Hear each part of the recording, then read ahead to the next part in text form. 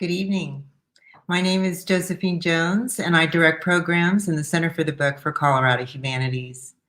Everything we do at Colorado Humanities is a team effort, and I would particularly like to thank Abby Kerstetter for taking the lead on Colorado Book Awards in these challenging times, Chris Goff for her continued support now as technical producer, and our board of directors and the army of volunteers who selected the finalist books.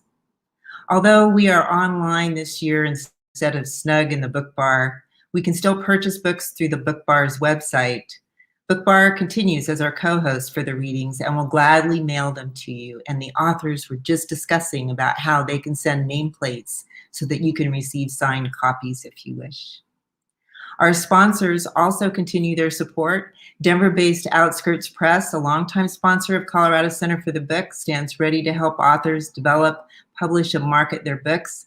And Colorado Sun is also providing funding and is featuring weekly Sunlit excerpts and interviews from many of our Colorado authors' books. We want to thank them, our organizational partners, the National Endowment for the Humanities and the Center for the Book and the Library of Congress, and all of you for being here. Let's all use hashtag #CelebrateStory and hashtag Colorado Book Awards as we post about our experiences with the finalists and their work. Now, I am personally delighted to welcome Denise Vega as our MC tonight, an award-winning author of 7 books for kids from toddler to teen. Denise is a young adult fiction mentor for the Regis University MFA in Creative Writing program, an instructor at the Lighthouse Writers Workshop, and a 3-time Colorado Book Award winner. Please welcome Denise Vega. Thank you so much, Josephine. What a delight and an honor to be here. I really am excited and appreciate all that you and the Colorado Humanities and all the supporters do to support literature and literacy in Colorado. So we will have a Q&A with all of our juvenile literature and young adult authors at the end. If you have questions, please feel free to type them into the comments section, and we will be looking at those and getting to those at the end. Our first finalist is Flora Bradley, who will read from her book, Midnight at the Barclay Hotel, published by Viking Books for young readers. Fleur Bradley is the author of the Double Vision trilogy published by HarperCollins. She's passionate about 2 things: mysteries and getting kids to read. Fleur regularly does online school visits and speaks at library and educator conferences on reaching reluctant readers. Originally from the Netherlands, Flora now lives in Colorado Springs with her family and apparently entirely too many rescue dogs and animals. We'll have to hear more about that. Here's Flora with Midnight at the Barclay Hotel. Hi, everyone. Thank you for having me here, and I'm so honored to be a finalist for the Colorado Book Award. Midnight at the Barclay Hotel really is a passion project for me. As Denise said in the introduction, my passion is with mystery and with trying to reach those reluctant readers, the kids that don't really like to read all that much.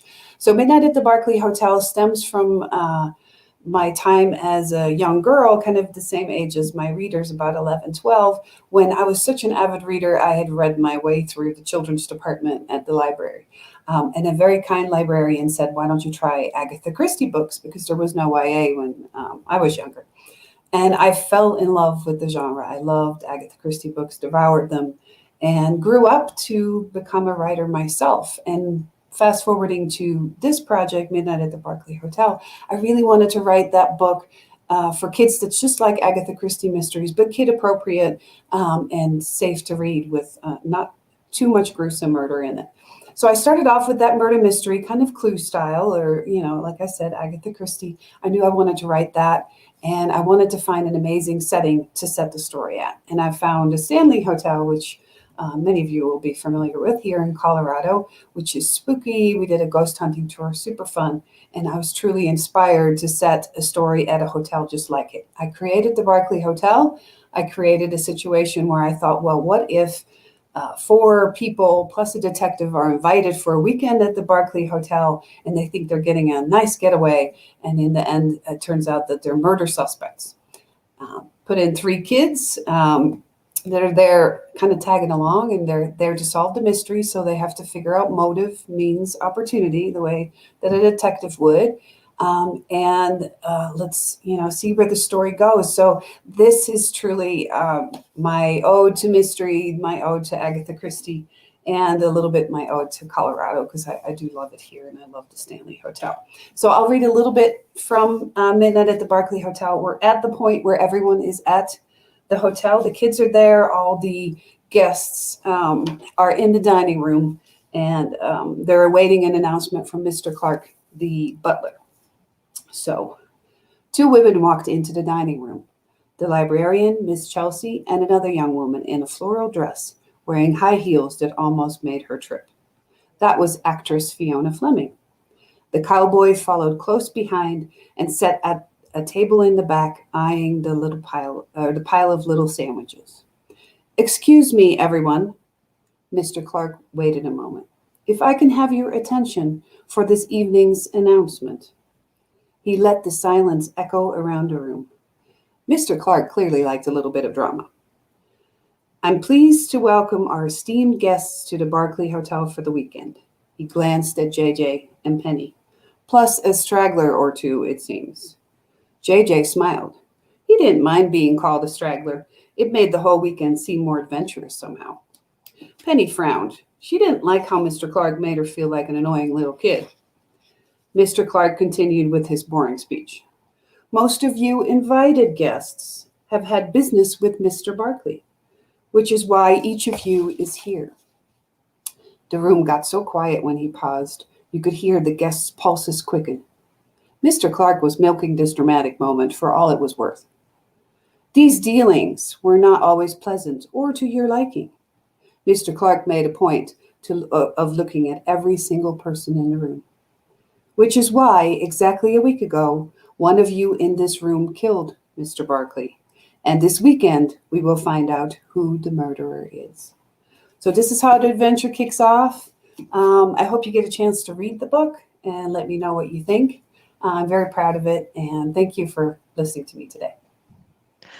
Fabulous. I don't know about everybody else, but I've started this book and oh my gosh, it's so good. So thank you, Fleur. Oh, I'm sure you've grabbed everybody's attention. Our next finalist in the juvenile category is Martha Freeman. She will read from her book, Born Curious, 20 Girls Who Grew Up to Be Awesome Scientists. Martha worked as a reporter and teacher before becoming a full-time writer of books for young readers. In addition to her many award-nominated books, she also collaborated, this is so cool, with NASA astronaut Mark Kelly on the Astro Twins books. Martha lives in Colorado and is now going to share a little bit from Born Curious, 20 Girls Who Grew Up to Be Awesome Scientists. Yeah, we may have a theme here tonight. Fleur, that was wonderful. I'm totally taken in. I can't wait to get my copy of the book.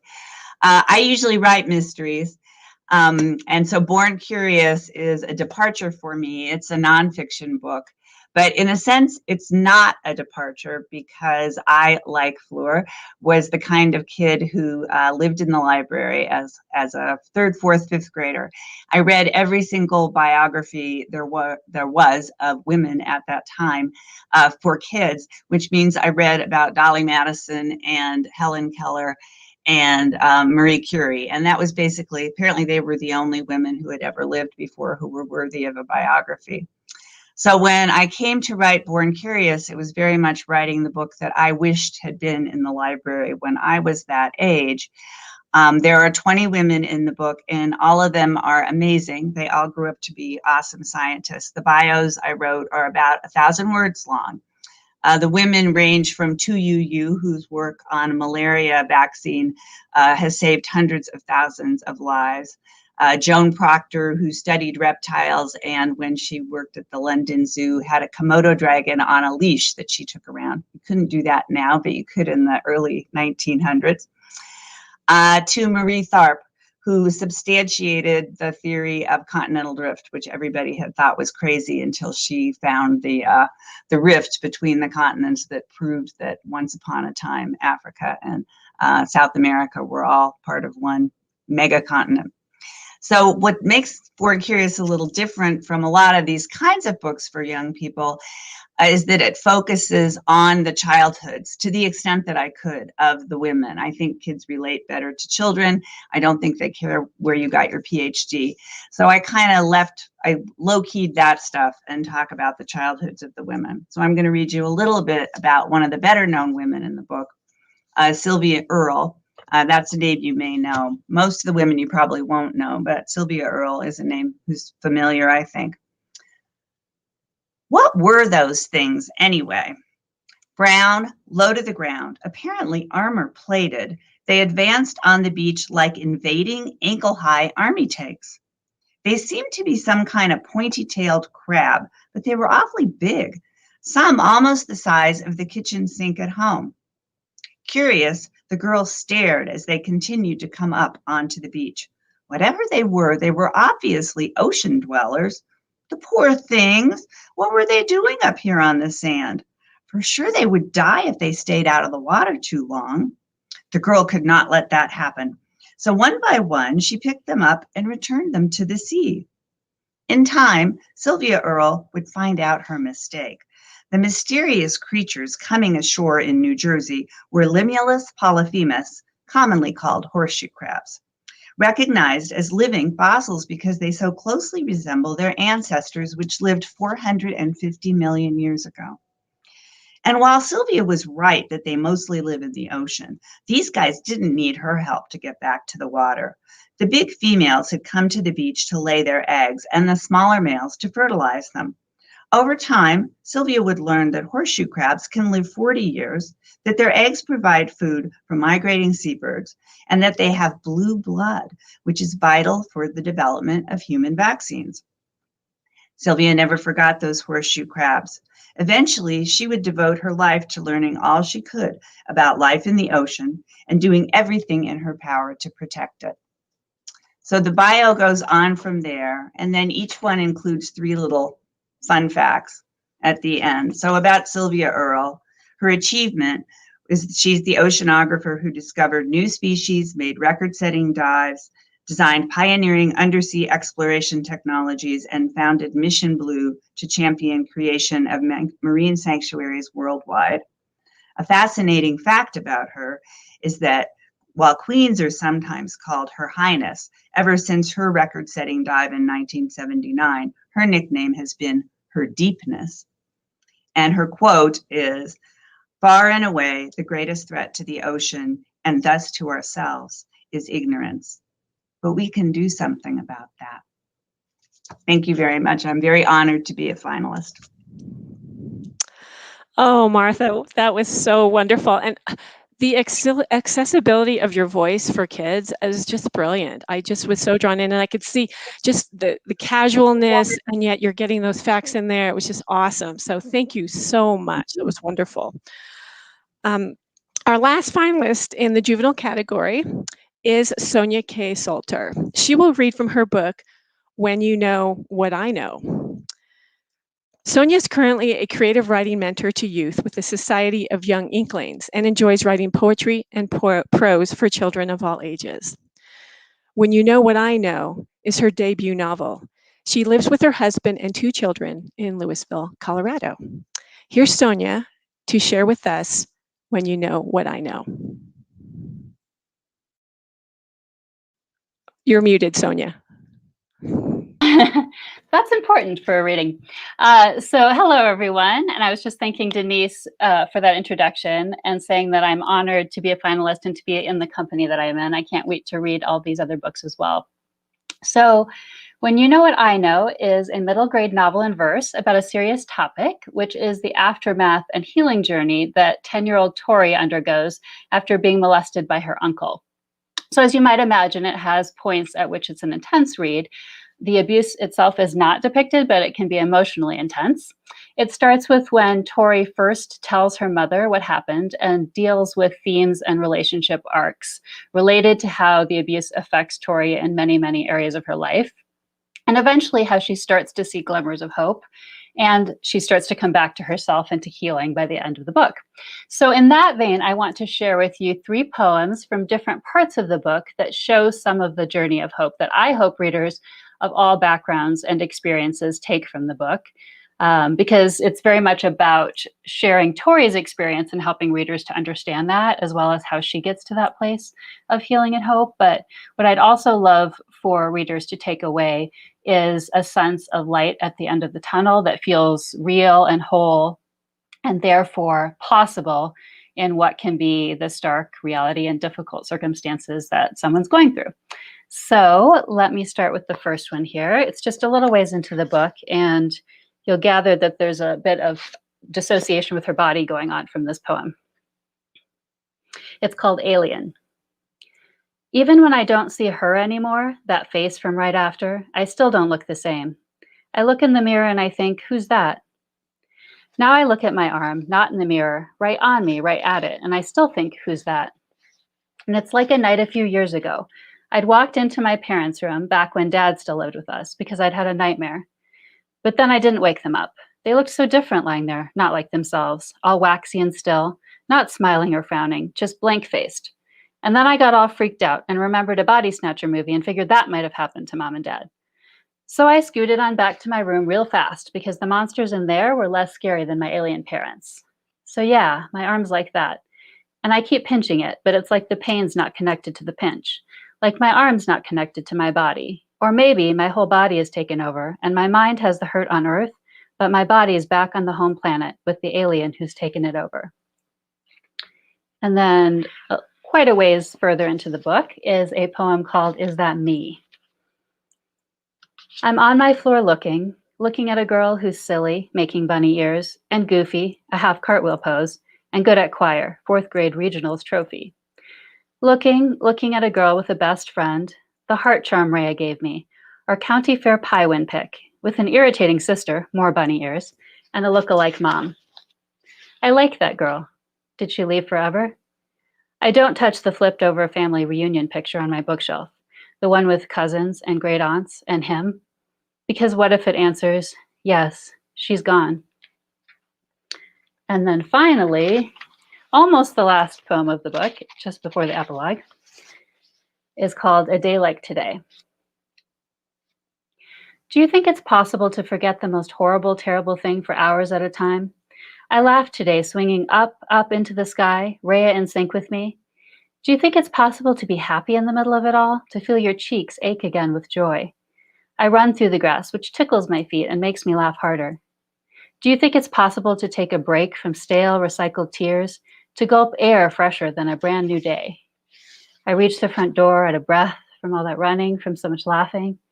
Do you think it's possible to tie the dragging sadness to a tree at the park and leave it behind? I shut the door behind me, and there's the spot on the carpet where he spilled coffee last summer. And I remember, and it comes back and sinks its teeth into my belly and won't let go. But still, a day like today, it's possible. I know that now. Thank you very much. Wow. Wow. Okay. I'm just going to say wow again. Sonja, thank you so much. What a powerful book. What a powerful message. And I love what you said about hopefulness at the beginning and just sort of that empowerment and wholeness that kids need to know when they're dealing with really difficult situations. So that's just wonderful. And I'm glad your book is out in the world. Thank you. Ooh, okay. Just a reminder that we will have questions at the end, and I'm looking forward to that and hearing more from each of the authors. So now we're going to move into the young adult literature finalists. Now, sadly, 2 of the 3 finalists were unable to be with us tonight, but we do want to celebrate them nonetheless. First, Donna Cooner is the author of Offline, selected in this year's young adult category, and the author of many other young adult novels. And Sandhya Menon is the New York Times bestselling author of When Dimple Met Rishi, of Curses and Kisses, and many other novels. Her book, 10 Things I Hate About Pinky, has also been selected in this year's young adult category. Though Donna and Sandhya are unable to join us, we are fortunate to have with us Juleah del Rosario, who will read from her book, Turtle Under Ice. Juleah del Rosario is Chamorro and Filipina and lives in Colorado, where she works as a librarian. She is the author of 500 Words or Less and Turtle Under Ice. Her favorite animal is, and always will be, a turtle. So here's Juleah to share with us Turtle Under Ice. Hello, everyone. I'm so thrilled to be here, and I'm really excited to talk to you about my novel, Turtle Under Ice. It was so beautiful to hear Sonja just share her work, and to know that there's another author out there who's also writing in verse. So Turtle Under Ice is another novel in verse, and it's about two sisters who have grown apart after the death of their mother a few years ago. And they've sort of drifted into separate worlds. And this book takes place over the course of a single day during a snowstorm. And it's about how they come back together after sort of their separate lives and their separate ways of dealing with the grief and loss of that traumatic event. So I'm going to read two different poems from this book, and much of the book is in alternating perspectives between the oldest sister, Ariana, and the younger sister, Ro.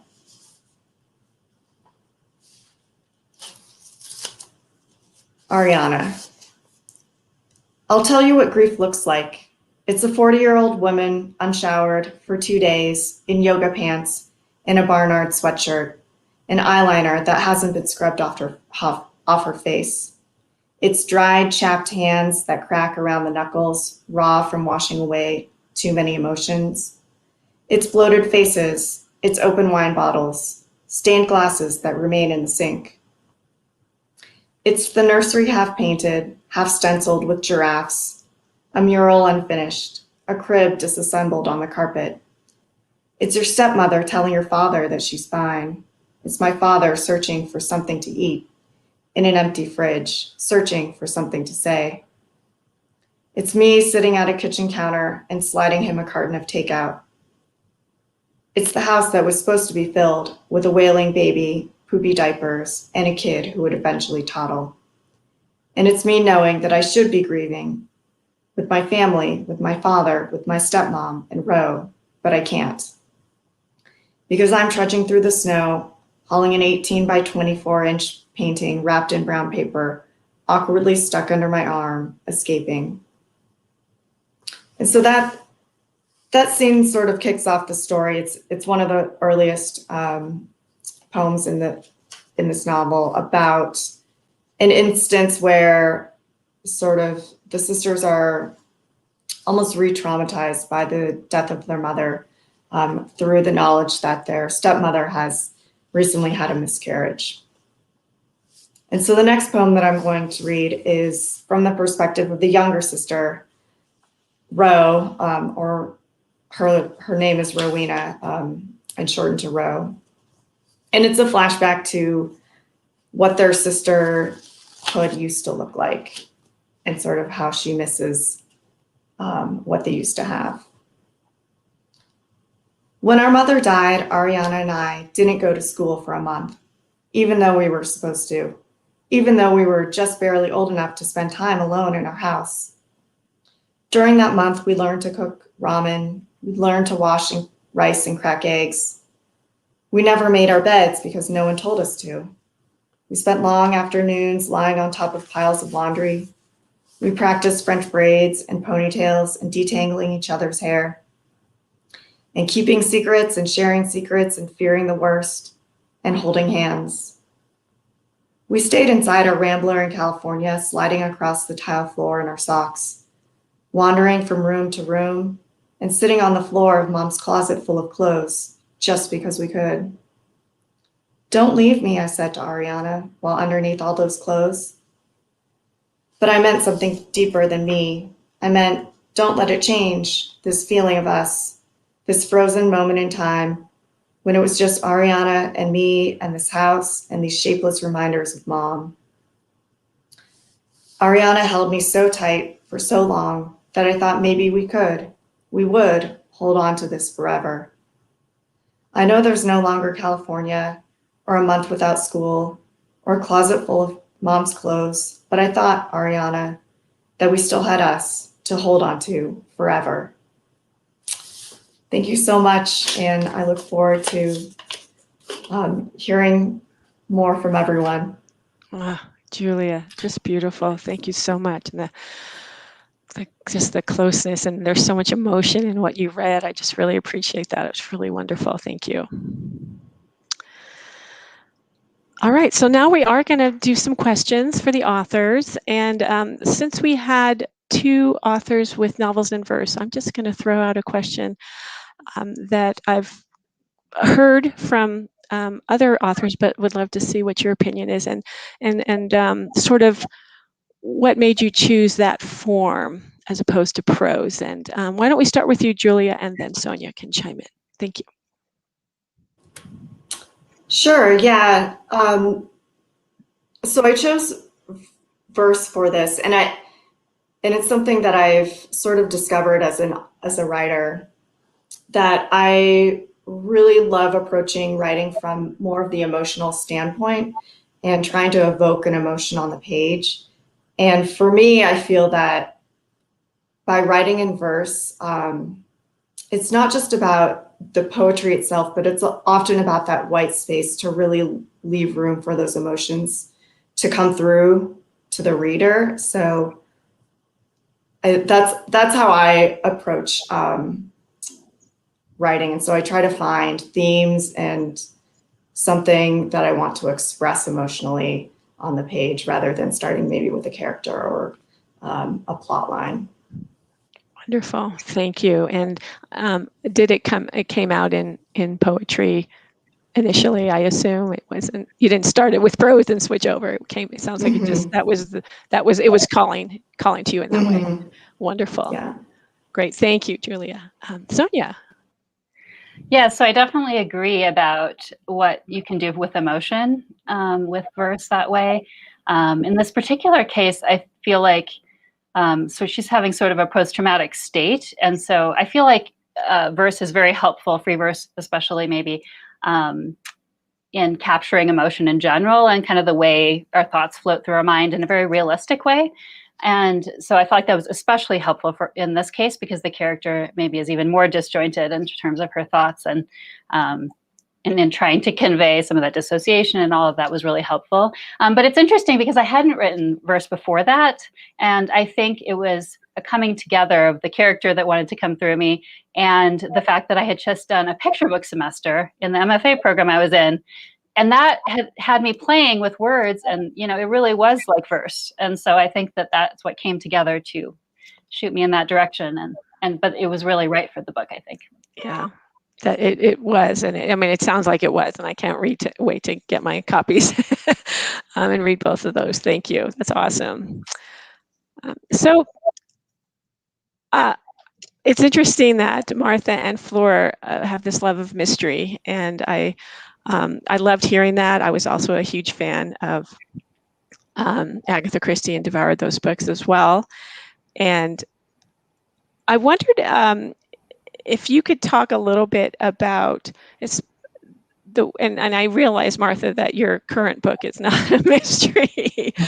So maybe maybe this is for Flora, and I've actually got another question for you, Martha. But just the idea of taking that kind of murder mystery aspect and bringing it to the level that kids can connect with, which you do so beautifully from your reading and from what I've read so far. Did you have specifics in mind, or was it just a natural process for you? I think it's for Martha, right? That was for you, Fleur. And then I actually am going to ask Martha a different question that relates to her book. Sorry. I'm so excited to hear about Martha, because actually I think that it was an interesting thing that you bring up this curiosity, because I think it's something that if you can teach kids to be curious, and if you can grab their attention and get them into reading that way, there's such a link, I think, in those two. So, and you'll have to forgive me because I was so focused on listening to what Martha was going to say. I forgot what your question was. I was just asking if you did anything deliberate when you approached your novel with the idea of a murder mystery and kids being at the forefront of the story, or if Yeah, it I just think- sort of came out naturally. Yes. Well, I mean, Agatha Christie was sort of my blueprint in a way, but the accessibility still needed to be there for kids to solve this mystery, for it not to be so gruesome that it would, be too scary for younger kids. Because this is also a younger middle grade. It's being read aloud in class. It's being read aloud parents with children. So it needs to be focused on the puzzle rather than the murder. And I think that there's a parallel there. They call them cozy mysteries in the mystery genre. And it is really that. It is that sort of safe feeling that, yes, there's a puzzle, but the peril is limited, I guess, in a way. So I did definitely approach it in that sense that I'm like, okay, I need to be careful that it's right for the audience. And it's a fine line for middle grade for this age group to make sure that you're not edging into territory that you don't want to be in. Right, perfect. Very well said. And the curiosity element Mm-hmm. brings me to Martha, because I also started thinking about that connection and that curiosity. And there's a mystery in front of these children before they become scientists. There's something that they're interested in solving in a way. And I wonder, with your love of writing mysteries, Martha, if you feel like that played in either consciously or subconsciously into your writing of this book. No. And Thanks for the question, though. I'm thinking the subconscious was working. Well, you could always say that. Yeah, we'll just pretend. Go ahead. I do believe, this book is not titled Born Curious idly. I believe that we are all born curious, and if we have that curiosity satisfied or encouraged through mysteries, through looking at the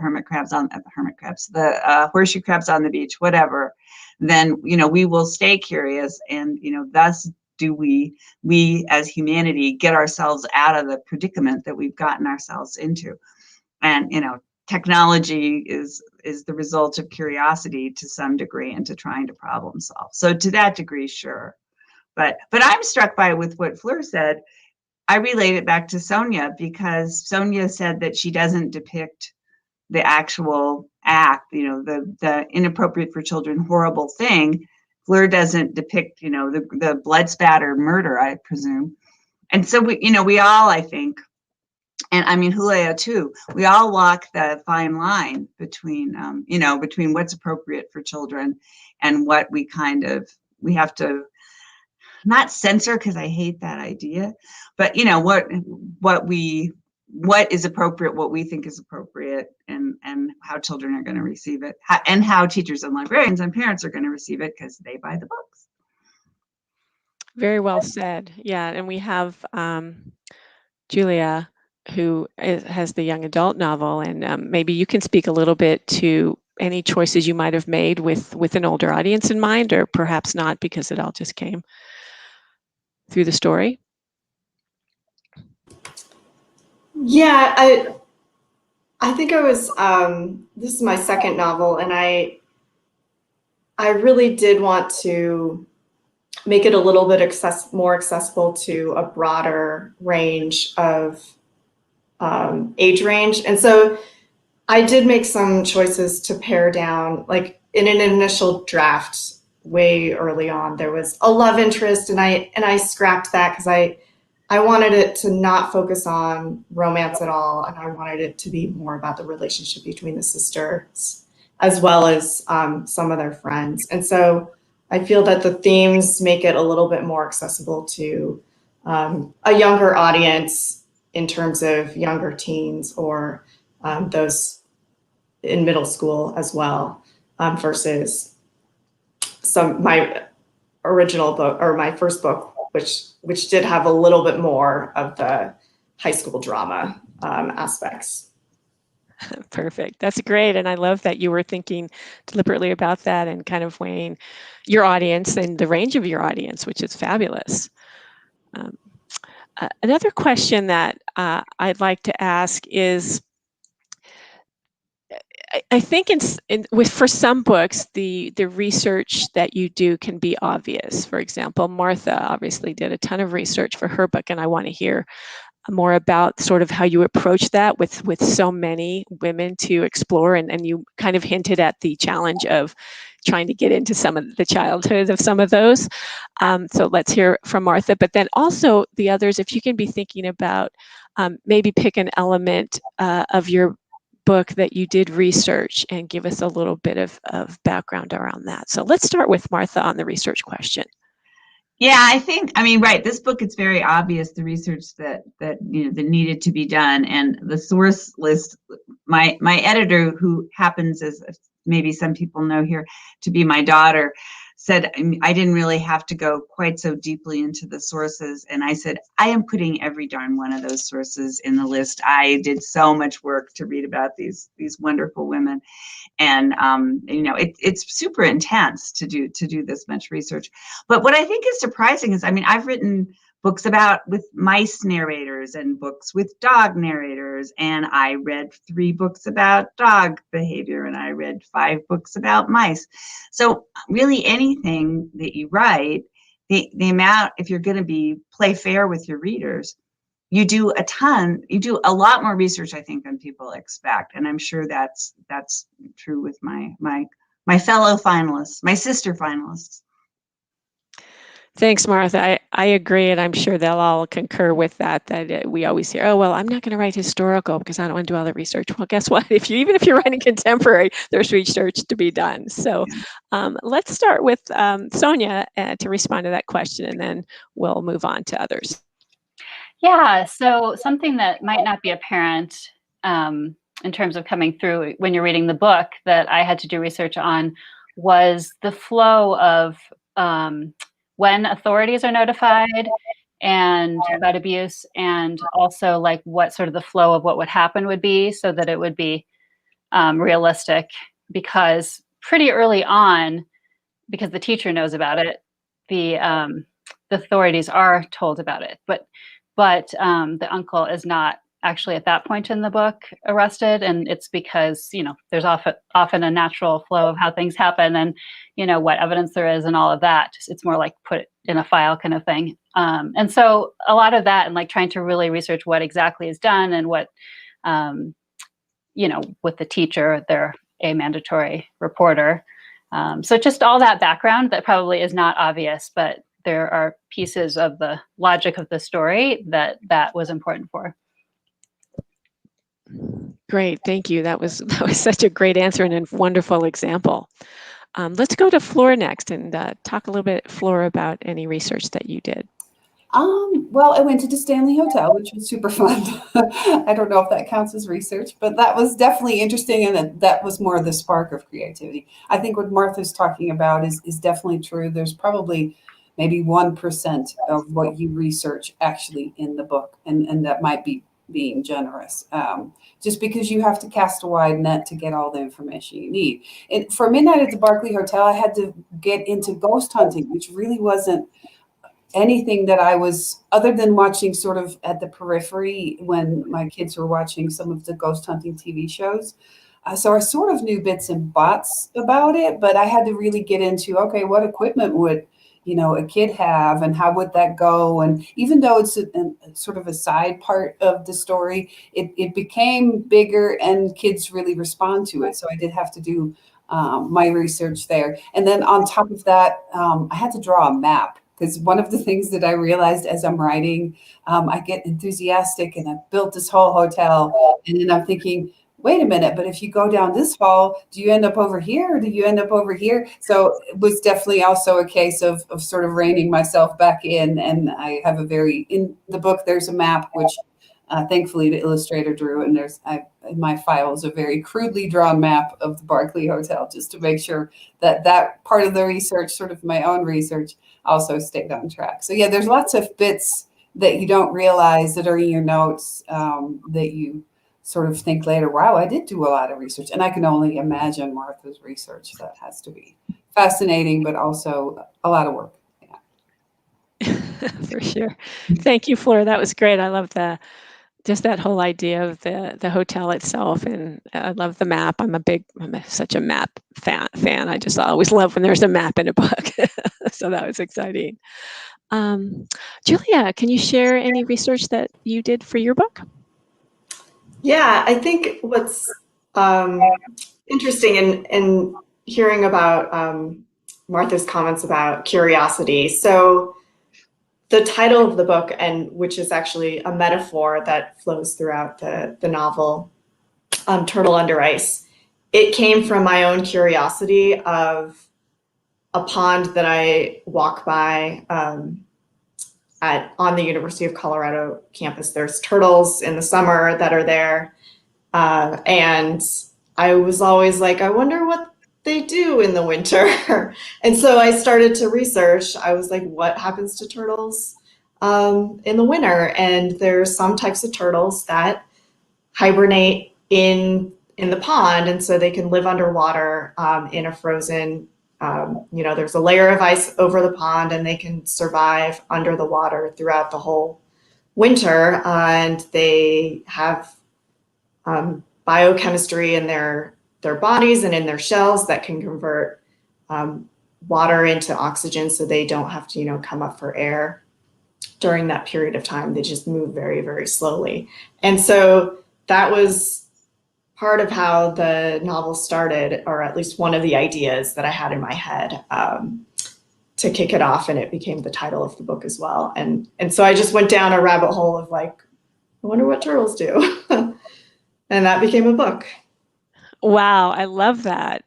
That's actually a great segue to the next question that we have, which is, you can talk either about sort of how this book came to be, and Juleah, maybe you've already done that a little bit with your Turtle Under Ice story and research, or even how you came to juvenile or young adult lit to begin with.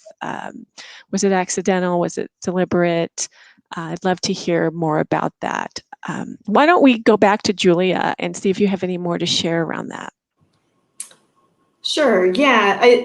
So I think there's the turtle aspect, which was just a metaphor that I knew that I wanted to use in some way. And then really it's a story about two sisters, and I have a sister, an older sister. And I just, it's one of the most beautiful things that I've been fortunate to have in my life is the relationship that we have. And I really wanted to write a book that honors sisterhood. And then also talking about grief in the ways that it manifests in multiple ways that people have and multiple types of experience. So there's the death of the mother, but then there's also a miscarriage that the stepmother has. And so it's taking into perspective how lots of people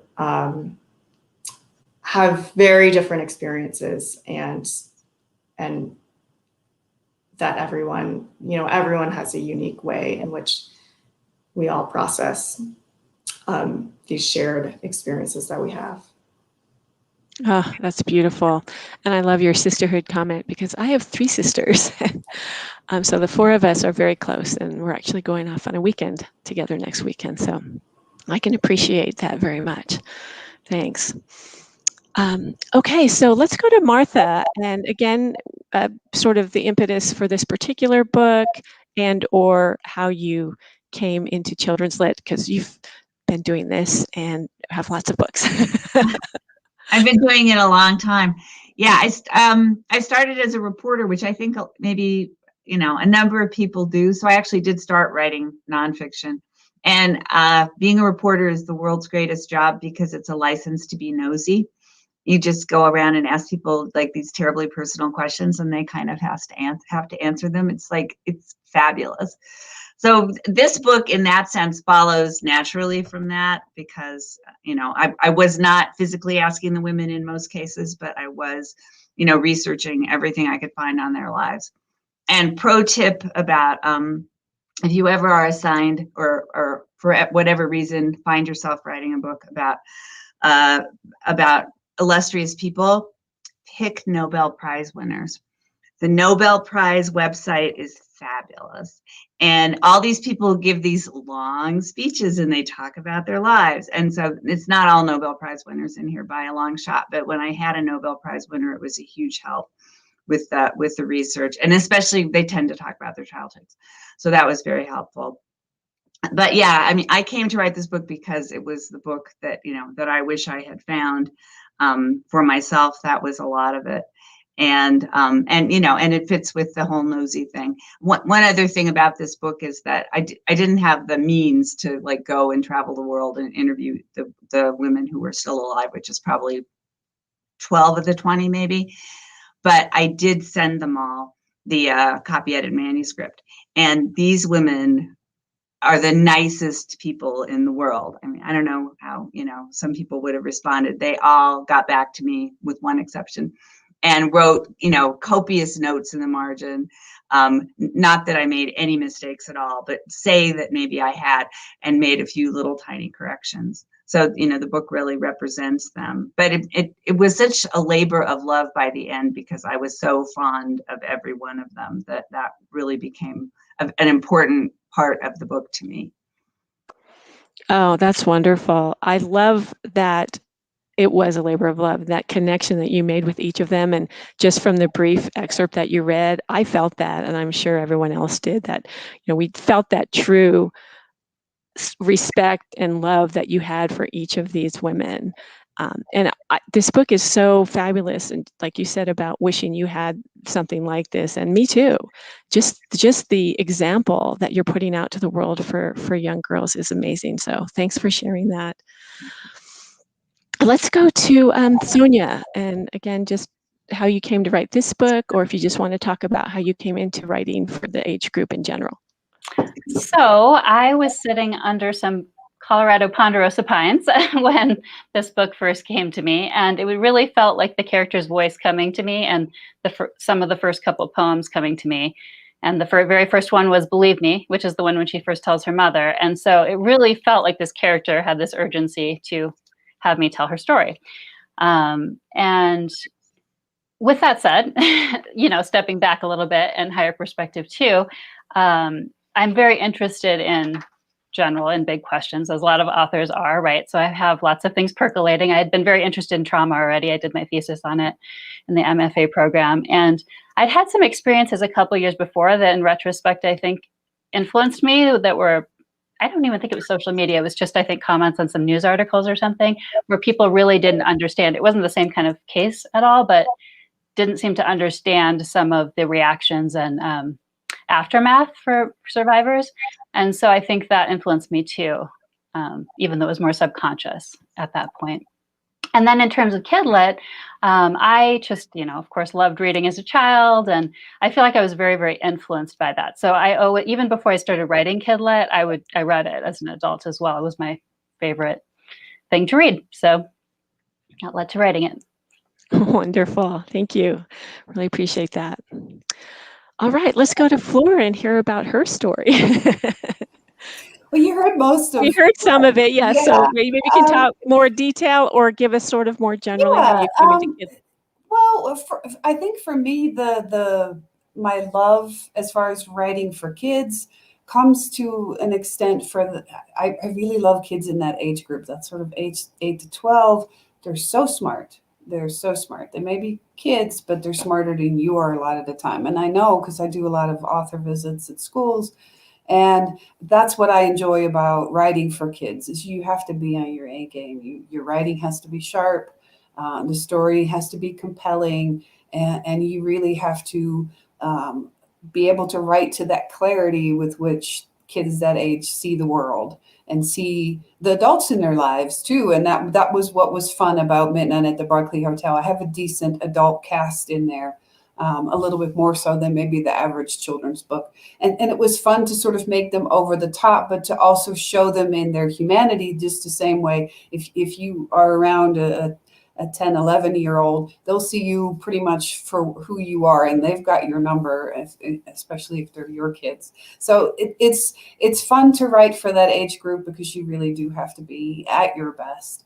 And it allowed me to do some of that. And then with the, as far as the reluctant reader side goes, my youngest daughter has trouble reading, and one of the characters in the book, JJ, does as well. So I was able to bring a little bit of that same relationship. JJ is close to his mom, and he's keeping kind of a big secret from her in the story. So it was nice to, although it's a very plot-driven story, a murder mystery, I still was able to inject some of that personal sort of angle as far as, you know, when you are a kid and you have that big secret and it feels this big, what that's like, and how in the very end, you know, it all works out okay. So there's lots of layers to the book. It was really a joy to write, and it's just a lot of fun, I think, to write for kids. So Thank you. That was so well said. And I love that you've created that character and others that are very relatable for kids and speak to probably some hidden shame that they might be dealing with. So it's great that your book is out there doing a lot of things on different levels. I'm looking at the clock. I have like one more question. I think I'm okay to ask it. So if you can each share perhaps a new project you're working on, or the next book that you're coming out, we could just do like a quick lightning round, if you will, and then we'll be able to close up. So we'll start with Fleur.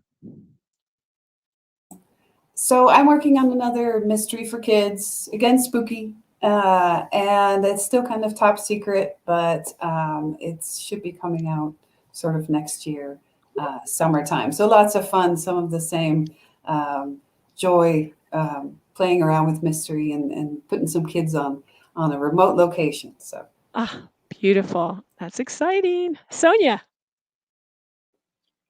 So I have lots of different things that I'm working on, all the way from picture book through YA.